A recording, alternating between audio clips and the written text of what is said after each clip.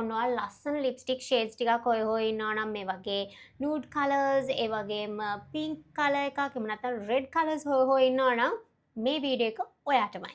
ඉතින් ඔයා daily use කරන්න පුළුවන් විදිහේ ලිප්ස්ටික් කලර් එකක් හොයමින් ඉන්නවා නම් විශේෂයෙන්ම ඔයා නූඩ් කලර්ස් වලට ආස කෙනෙක් නම් මෙන්න මේක ඔයාට ගොඩක්ම ගැලපෙයි.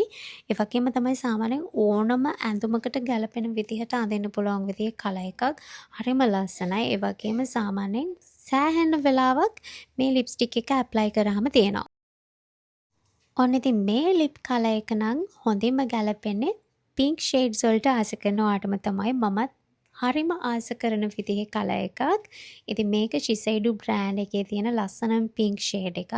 හොට් පින්ක් කලර්ස් වලට ආස කරන ඔයාට හොඳින්ම ගැලපෙනවා. විශේෂයෙන් මේක අර බ්ලැක් වයිට් ඩ්‍රෙසස් වලට හරිම ලස්සනයි.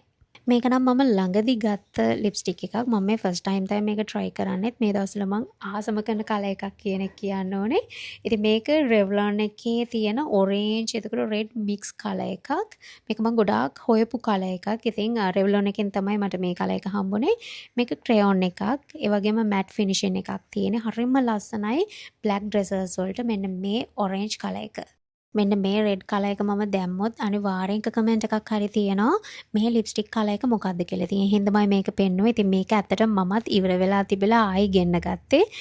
මේක ඩියෝ එකෙන් මමත් ආසම කරන රෙඩ් කලර් එකක්. මේ ඇත්තටම ෆස්ට් ටයිම් තමයි මම ආයිත් එකම කලර් එක ඕඩර් කරගත්තේ. Revlon ලිප්ස්ටික් වල මට හම්බුණු ගොඩාක් වෙලා රිමූව් නොවී තියෙන ලිප්ස්ටික් එක තමයි මෙන්න මේක. මේක ලික්විඩ් ලිප්ස්ටික් එකක්. හරිම ඩීප් වයින් කලර් එකක් තමයි මේකේ තියෙන්නේ. ඇත්තටම ස්කින් එකේ ටෝන් එකත් අප් කරලා පෙන්නනවා යූස් කරාම. හරිම ලස්සනයි. ඉතින් මේක මට ගොඩක් ආස හිතෙන කලර් එකක්. රෙඩ් ෂේඩ්ස් වලට ආස කරන ඔයත් මේකට අනිවාර්යයෙන්ම කැමති වෙයි.